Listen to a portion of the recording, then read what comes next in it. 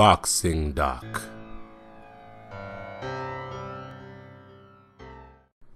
Boxing Doc brings to you the prognosis on Mikey Garcia versus Adrien Broner. Before some of you, the problem fans, start snapping on me, let me explain why I feel Adrien Broner will lose this fight and lose it definitively. It won't be for size differences. These guys are pretty evenly matched. The fight is being fought at 140.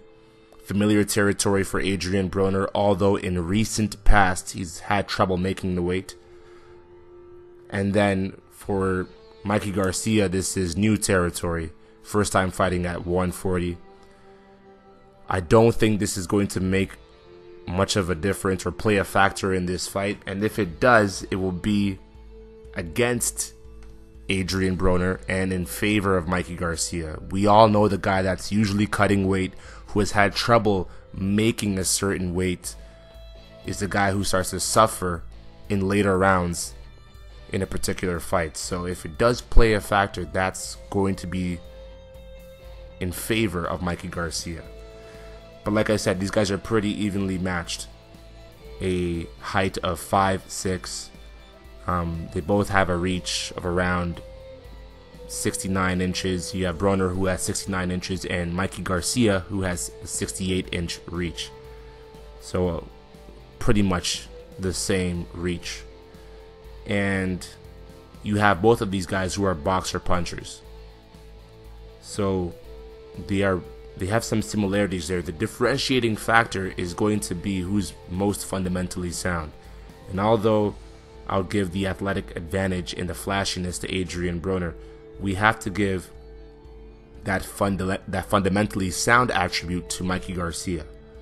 He's a guy that's defensively responsible. He's a guy that's always on balance. He sets up his power a lot better. And overall, he's just a more fundamentally sound boxer.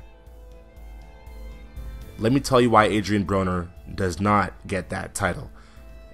It's because in his quest to emulate Floyd Mayweather, what he's done is detracted from his own style, I believe.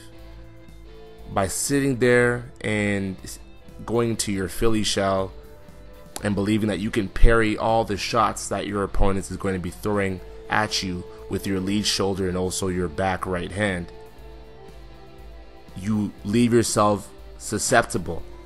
What you do is create a false sense of security by standing behind that left shoulder and parrying with that right hand, and as a result you actually get hit a lot more than you thought that you would.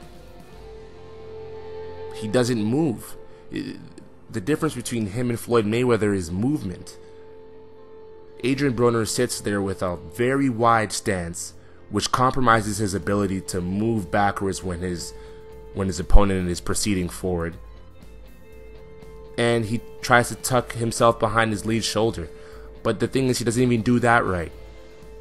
When Floyd Mayweather sits there in that stance and he's not moving backwards, he's at least bending at the waist to elude some of those shots, to remain evasive.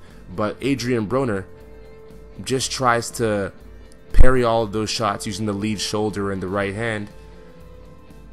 And what ends up happening is he gets caught more often than he should.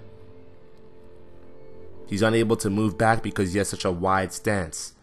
He gets caught more often than Floyd Mayweather because he's square to his opponent. So in his quest to try and emulate Floyd Mayweather, he's doing himself a disservice and getting hit a lot more often.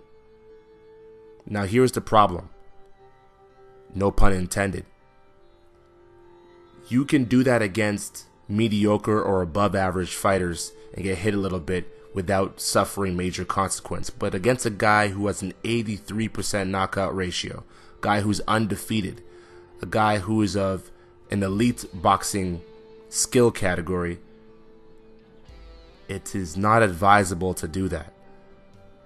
Now, I did say earlier that Adrien Broner would get knocked out in this fight or would get stopped. I don't believe that anymore because I see the seriousness with which he's approaching this fight, and I think he will be able to make weight comfortably. And I think he's going to come and give it his all and give Mikey Garcia a very tough fight, en route to a 12-round loss.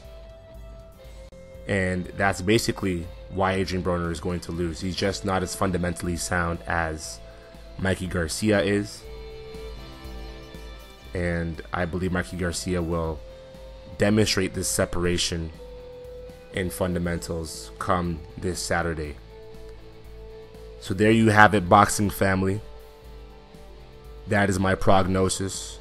Stay tuned for more videos on everything going on in boxing. Appreciate the love, appreciate the support. If you haven't already, please do subscribe. Boxing family, it's the Boxing Doc signing off.